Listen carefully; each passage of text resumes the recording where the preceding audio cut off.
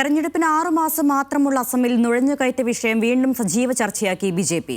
അമിത്ഷാ ഗുവാഹത്തിയിൽ നടത്തിയ പ്രസംഗത്തോടെയാണ് നുഴഞ്ഞുകയറ്റത്തിൽ കൂടുതൽ പ്രതികരണങ്ങൾ വന്നത്.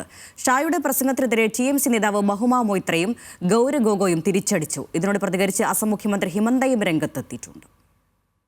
നുഴഞ്ഞുകയറ്റക്കാരെ സംരക്ഷിക്കുന്നവർ ഒരു കാരണവശാലും അസമിനെ നയിച്ചുകൂടാ.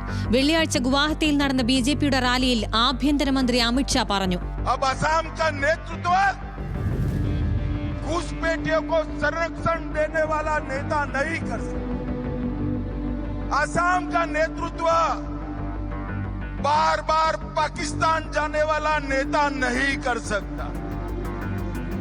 असम का नेतृत्व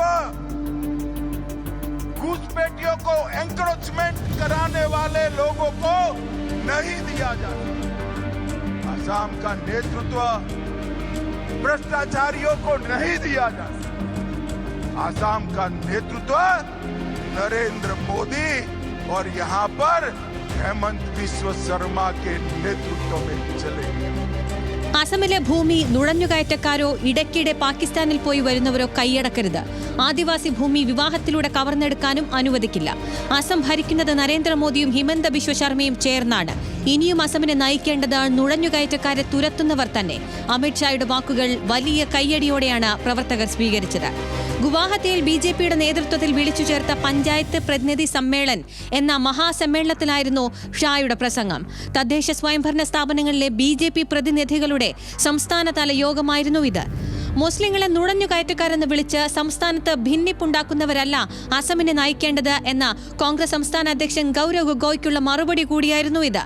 വോട്ടർ അധികാർ യാത്രയിൽ പ്രധാനമന്ത്രി നരേന്ദ്രമോദിയെ അപമാനിക്കുന്ന തരത്തിൽ സംസാരിച്ച രാഹുൽ ഗാന്ധി രാജ്യത്തോട് മാപ്പ് പറയണമെന്നും അമിത്ഷാ ആവശ്യപ്പെട്ടു.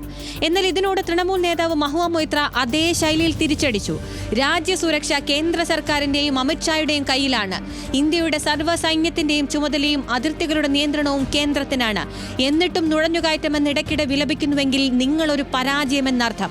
মৈত্র പ്രതികരിച്ചു, যে স্বরাষ্ট্রমন্ত্রী এবং যে স্বরাষ্ট্রমন্ত্রক দেশের বর্ডারকে রক্ষা করতে পারে না, যে প্রধানমন্ত্রী নিজেই বলছে যে বাইরে থেকে লোক এসে আমাদের মা বোনদের দিকে নাকি চোখে নজর দিচ্ছে, নাকি কি চোখ মেলাতা হিন্দিতে কি একটা বললো নাকি শব্দ, আমাদের জমি দখল করে দিয়েছে, ভাই তার দোষটা কার?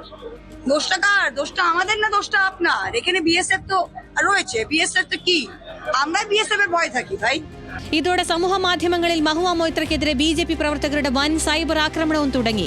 മഹുവയോട് പ്രതികരിക്കാനില്ലെന്നും അത് അവഗണിക്കുന്നുവെന്നുമായിരുന്നു അസം മുഖ്യമന്ത്രി ഹിമന്തയുടെ പ്രതികരണം.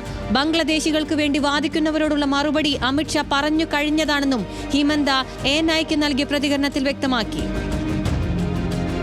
ഏതായാലും 2026 നിയമസഭാ തെരഞ്ഞെടുപ്പ് നടക്കാനിരിക്കുന്ന അസമിൽ നുഴഞ്ഞുകയറ്റ വിഷയം സജീവമാക്കി നിർത്തുക എന്ന തന്ത്രം വിജയകരമായി മുന്നോട്ട് കൊണ്ടുപോകുന്നുണ്ട് ബിജെപി.